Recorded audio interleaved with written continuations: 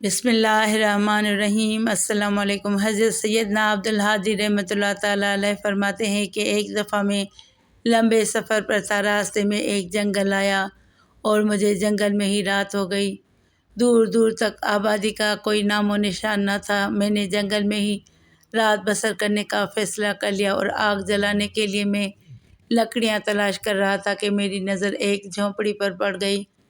میں جھونپڑی کی طرف گیا اور وہاں بلند آواز میں سلام کیا۔ اندر سے ایک بے حد حسین لڑکی اور ایک بوڑھی عورت باہر نکلی۔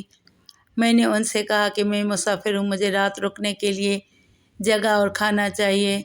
بڑھیا مجھے اندر لے گئی، اس نے مجھے کھانا کھلایا اور لیٹنے کے لیے جگہ بھی دی۔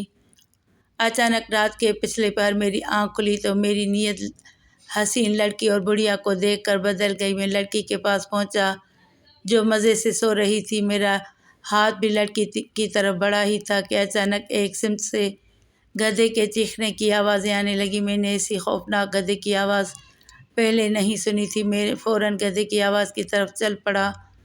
جہاں سے آواز آ رہی تھی میں وہاں پہنچا تو ایک عجیب و غریب منظر دیکھ کر حیران رہ گیا۔ وہاں ایک قبر تھی جس میں ایک گدھا گردن تک دفن تھا۔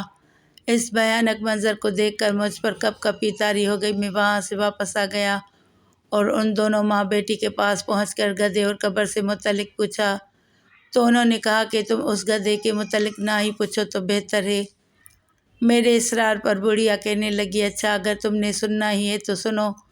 وہ گدھا جو تم نے قبر میں دفن دیکھا وہ میرا بیٹا اور اس لڑکی کا بھائی تھا۔ قسم ہے اس ذات کی جس نے گزشتہ رات تمہیں یہ منظر دکھایا، میرا بیٹا میرا بہت زیادہ نافرمان تھا۔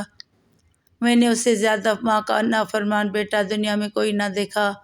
جب بھی میں اسے کسی بری بات سے منع کرتی وہ مجھ سے اس طرح بد کلامی کرتا اور کہتا، دفع ہو جا، گدھی کی طرح چیخ و پکار کر رہی ہے، جا، مجھے تیری بات نہیں سننی۔ آخرکار میں نے ایک دن تنگ آ کر کہا، اللہ تجھے گدھے کی طرح بنا دے۔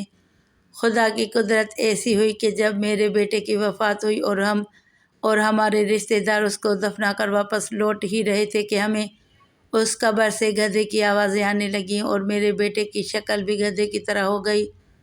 حضرت عبدالہادی رحمۃ اللہ تعالیٰ علیہ کہتے ہیں کہ میں نے سوچا کہ ایک بیٹا اپنی ماں کو گدھی کہنے والا اب روزانہ اپنی قبر میں گدھے کی طرح چیختا رہتا ہے تو میرا کیا حال ہوگا جو میں زنا کی طرف مائل ہوا۔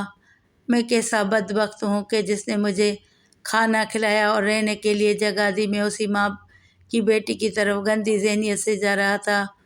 وہ فرماتے ہیں کہ میں اس بڑھیا کے قدموں میں گر گیا اور اس سے معافی مانگنے لگا اور پھر 6 سال تک میں اس بڑھیا کی خدمت کرتا رہا۔ حضرت عبدالہادی رحمۃ اللہ تعالیٰ علیہ اپنی کتاب رحمت کا دریا میں فرماتے ہیں کہ میں ساری عمر شرمندہ رہا۔